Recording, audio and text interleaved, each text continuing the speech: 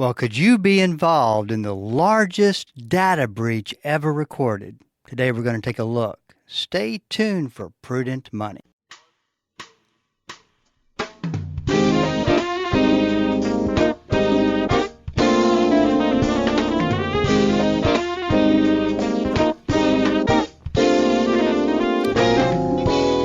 Good afternoon. This is Bob Brooks, and you are listening to the Prudent Money Radio Show. Thank you so much for joining me today. You know I do appreciate it. Well, if you got a question for me, please go to the website at prudentmoney.com. Once you get to the website, there's a link that you can send a question in, and I will answer that question for you. It's unlike a lot of other radio shows where they say, hey, if you have a question, you can send it in, and it goes in a big, black, dark hole, never to be seen again. Now, having said that, if you find yourself in a situation where you've sent that question in and it did not get answered, let me know, because spam is a real thing. So that sometimes gets in the way. But definitely, we're very committed to getting your questions answered, and find the best place to start is prudentmoney.com. Okay, so today we're going to talk. I did research on a story a couple of weeks ago, right after it happened. And I decided that I would wait and kind of get the reaction in the media to the story, and see what people were saying, see what people were doing, see how much reporting was going on.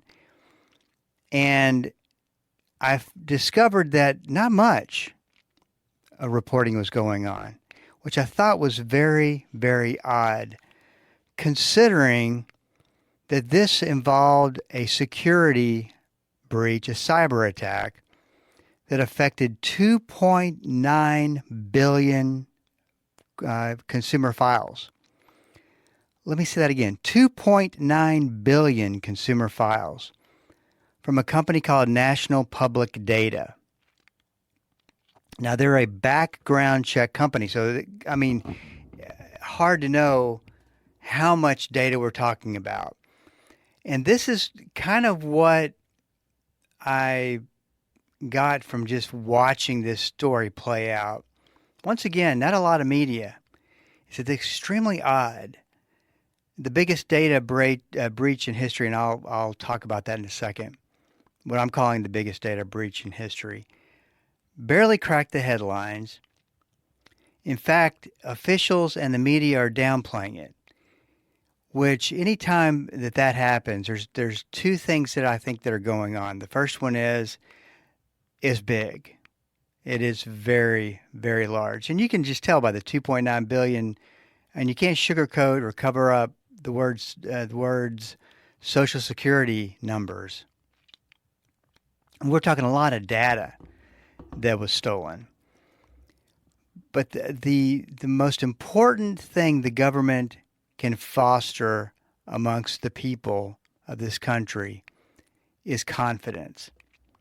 And they protect that at all times. It's just like with the roughly, I think it was 4 banks that defaulted and went under last year. They were recovered. 100% of the assets of customers were covered, not just up to $250,000 account. I mean, everything was recovered. And the government couldn't have a bank going down, especially one that was the 5th largest bank in the country. And they covered all the losses. It's unbelievable. Now, we talk about this from time to time. Unfortunately, there have been some very big cyber attacks just this year. And I think at one point, I estimated that over 1/3 of the citizens, just looking at the numbers, had their data compromised. And that was within only, I think the last time that I said that was the 4th or 5th month of the year. Now you've got, there's 327 million, counting babies and counting people who, kids, teenagers that really aren't a part of the data pool, so to speak, that is concerned with security breaches. But well over that number, just over the past 2 or 3 years, have been the consumer files that have been compromised, much less 2.9 billion consumer files compromised. Now, I said, and I called this the largest database breach in history, because 2013, unless you follow this stuff closely, you probably don't remember, but 2013, I remember Yahoo having a database breach, and the number was like 3 billion people. So in other words, when the hackers got into the system and they took everything, they got a hold of every single file that Yahoo had. But the thing you got to remember, and that's obviously technical by technicality a little bit, it's ahead of 3 billion over 2.9 billion. But this one has the power to do some real mass destruction, because we're talking social security numbers. We're talking about information that goes beyond a cell phone number, a email address, and a login, way beyond that with this national public data. This is why it's just amazing to me that there's not more reporting about that. In fact, I would suggest that the IRS was broken into, I think 2 or 3 years ago, and of course that's an incredible set of information, personal information that you could get if you're a thief. But this to me is much, much, much worse, because I don't know what the number of consumer files were compromised at the IRS. It was a lot. But then your background data, that's everything on you. And so I would encourage you to take serious what it seems the financial media just is telling you, and officials, regulators are telling you, just to, don't worry about it, it'll be all right. The hackers released for free. Now, I don't know why they would do something like release this information for free, but they released for free 2.7 billion records, which left them, and maybe they do that so that people can, on the dark web, they can tell this is legit, and they would release these records for free to get people to pony up and really pay for the ones that they have, maybe most of the information for. I have no idea. But it's very odd because, like I said, has not gotten that kind of press. So what do you do in this situation? Let's go back and review this, because there's one thing that you've got to be careful about, and what's very specific to this data breach is the access to Social Security numbers. I've always looked at data breaches as, either a mild data breach, no matter the number, versus one that they steal Social Security numbers. And that's why thieves are always going after healthcare and financial companies, because that's where you can get Social Security numbers. So let's talk about with your Social Security benefits. The best thing that the experts suggest to do is go to SSA.gov, I believe, and set up a Social Security account, because that way scammers cannot set your account up in another name or anything like that. I don't know exactly how they do that, but the bottom line is go ahead and establish your login, and make sure that you're very careful with the password and setting one up that it's not your dog's name or something. Number 2, freeze your credit reports. And this is something that so many people don't do. I wish I knew the percentage of credit reports that were frozen, but I would guarantee you it's not a majority of people who've done this. There's three different credit reporting agencies: Equifax, Experian, and TransUnion. And the government allows you to freeze for free your credit reports so that nobody can get into them because you have the code, the one-time code to get into it. So freeze your accounts. The only person who can unfreeze them. So if it basically puts a padlock on your reports. You can't get into it. No creditor can get into it. Nobody can open up an account. At least that is what has been the case thus far. Not to say that someone couldn't break into one. I don't know how they would do it. I guess anything's possible. But bottom line is you want to freeze your accounts. Now, here is something that a lot of people don't know, is that they went to these identity theft sites, these protection sites, and they're paying for a lock on, say you're doing it through Experian. You're paying for a lock on your credit report with Experian, and maybe you're paying one for Equifax and TransUnion through Experian. Maybe that's what you're paying for. Bottom line is you don't have to pay for that. You can get one for free set up. In fact, I'll send out a blog this week with that information on there that you can go direct to TransUnion and set one up, direct to Equifax and direct to Experian. And once again, if you need your credit for anything, you unfreeze them and then freeze them back. Hey, this is Bob Brooks, and you are listening to the Prudent Money Radio Show. Stick around. We're up against a break, and we'll be right back. Hi, my name is Bob Brooks, host of the Prudent Money Radio Show. So let me ask you a question. Do you know your numbers? Now, which numbers are those? They are your retirement numbers. That set of numbers is the single most important planning numbers you can know. Yet the majority of Americans don't even know them.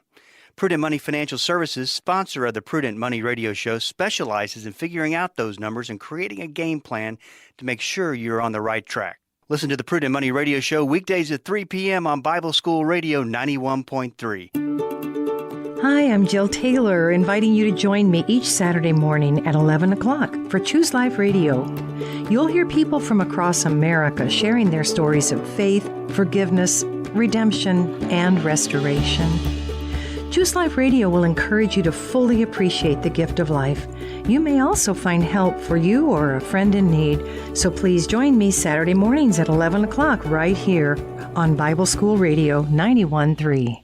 Dynamic, practical, life-changing. There's no point in going to church and not letting the Christ who gave birth to the church on the day of Pentecost change your life. Join us each day as Pastor Paul Shepherd applies the timeless truth of Scripture to everyday life. It's Destined for Victory on this great station. Weekday afternoons at 3:30 here on Bible School Radio, KDKR. Welcome back. This is Bob Brooks, and you are listening to the Prudent Money Radio Show. Thank you so much for joining me today. You know I do appreciate it. If you got a question for me, please go to the website at www.prudentmoney.com. and send it in, and I will get you taken care of. That's all at the website, www.prudentmoney.com. We're talking about the 2.9 billion consumer cyber attack, consumer files that were compromised with national public data. If you missed any of the first part of the program, you can always catch it on podcast at the website or really anywhere you like to listen to podcasts. We are there. And that gets put out there after the program. It takes about 10 minutes to get it out there. So make sure that you catch the first part. We're talking about steps you can take to make sure that you don't become a victim of identity theft or worse. So once again, the thing that I want you to know about freezing your credit reports, you do not have to pay anything to have that done or to continue having it done. So just know that and make sure that you go to the link where, and they don't make this real visible. It's kind of sleazy if you ask me. But but there is a link that you can go and you can get it free. And once again, I will get that up in a blog this week. Number 3, I think it makes sense, believe it or not, to have a second layer of protection on your accounts, which is identity credit report monitoring. And what that does is that anytime anything changes on one of your credit reports, you get notified immediately. And one of the stories that always comes to my mind is that I know somebody who had the ID monitoring for changes on their credit report. And if changes are happening and you don't know about it, obviously it's something that you don't want. You need to stop. And I've always called credit monitoring the first line of defense. Now, because you have a freeze on your account, yes, this is a little bit overkill, but I think it makes sense. So credit report monitoring. Once somebody tries to change something or something changes on your account for any reason, then you get notified and you can check into it and make sure that it's okay. The prices for ID monitoring are all over the map. What you're paying for typically is monitoring all three credit reporting agencies: Equifax, Experian, and TransUnion. And you're also paying for your credit scores of all three. No, excuse me, your credit score for just the main one that you are connected with, and then a lock on your credit file. And so that's what you pay for. I have found that the insurance that they provide you in the event that you are compromised is the bigger the insurance policy, the more expensive it is. And I don't think that insurance policy is that great. It's up to you, but you can go check it out. There's a lot of them. Number 4, I would put one spouse in charge of this very important, and I would call it a stewardship process. You know, we talk about risk being a stewardship principle, protecting from risk and protecting from, and you know, identity theft is a risk that you take, and you want to make sure that you are being the best steward of what God has given you, and in making sure that you are protecting all your data that can lead to other things as well. But have one spouse who's watching both credit reports, who's kind of in charge of that, to make sure, of course, that your spouse is a part of the process. But I think it always makes sense to have one spouse in charge, and that's typically what you have. Number 5, watch your mail for suspicious letters. That can always be a red flag. Definitely watch your mail for suspicious letters. And then there's the IRS. You want to make sure that nothing happens from an identity theft standpoint of the IRS. You can get an identity protection PIN, which is a 6-digit number that prevents someone else from filing a tax return using your Social Security number or individual taxpayer identification number. And that IP PIN is known only to you and the IRS. It helps verify your identity when you file your electronic or paper tax return. I think that is very, very key. One other thing too I want to mention is that, and I think this is not necessarily necessary. In fact, I think it creates more potential identity theft and fraud by providing this service. But National Public Data has put out a couple of websites, according to them, that you can check to see if you got your Social Security number stolen. Listen, I would face this in identity theft in general as if you have had your information stolen, because you probably have. I mean, the odds are not in favor of your information never being out there and available to somebody else. I know that that's not the most overly optimistic thing to say, but the numbers are the numbers. I mean, well over 327 million, which is the population of this country, have had their information stolen.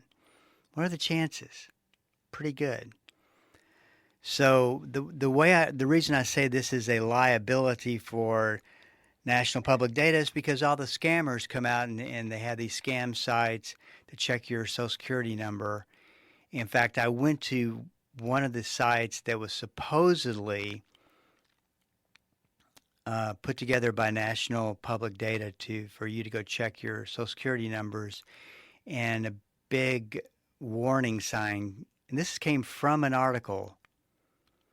Said suspicious activity from this site. Don't chance it or whatever. Bottom line is something that you got to be careful of. So I think there's stands to be more people lose their identity, have identity theft happen to them because they went in and they entered in their social security number. You never want to do that. I would be real hesitant to check that and just go ahead and make sure you're protected, because 2.9 billion people, 2.9 billion files. It's a lot of data. Services that claim to protect you from everything. I got to tell you that I am very skeptical of these companies that say they can figure out, and most of them do now, that they figured out that you're on the dark web and you figured out that your social security number is listed, and maybe they can, maybe they're just kind of hit and miss. I don't know. But they're asking you to pay a lot of money for these services, and I would just be real careful about it. I won't mention any names, but the biggest one that's been around the longest, the CEO used to drive around in a 18-wheeler with his social security number painted on the outside of the 18-wheeler. And he said, "I dare you to steal my identity." Well, what this company was doing was, if you wanted to sign up for their service, which they charge something a monthly basis, you called, and what they would do is they would put through the government's program, they would put a fraud alert on your credit reports that stated, by putting a fraud alert, you are simply agreeing to that you think your information has been compromised. It's not there, and the intention of that law, the intention of that law was not to say, if you just want to put a fraud alert on. It says, no, you know, or pretty convinced that your information has been compromised, and then they renew it every, I think, 90 days.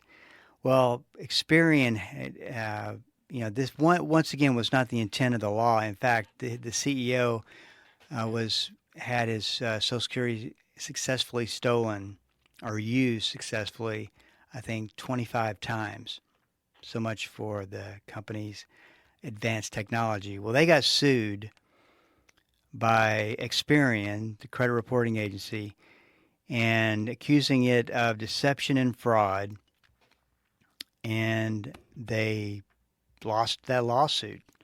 So I remember this as if it were yesterday. In the lawsuit, filed in U.S. District Court, Experian contends that this company, their advertising is misleading, and that the firm is breaking federal law in the way it goes about protecting consumers. And they did lose that lawsuit. So what they did, their marketing shifted from the old way of doing it to this new and advanced, and they were literally up in line in 2 weeks.